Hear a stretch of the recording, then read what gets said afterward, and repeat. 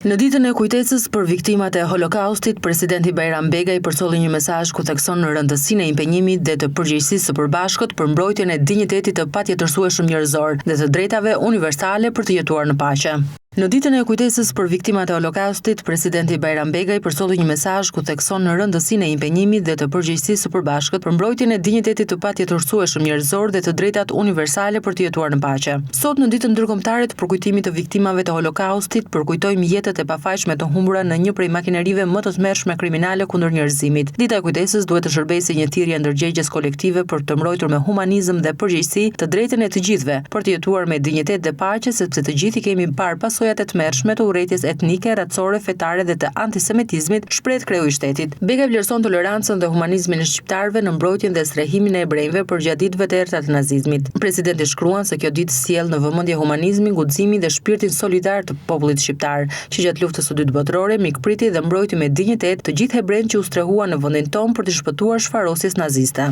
Begaj vlerëson tolerancën dhe humanizmin e shqiptarëve në mbrojtjen dhe strehimin e hebrejve përgjatë ditëve të errta të nazizmit.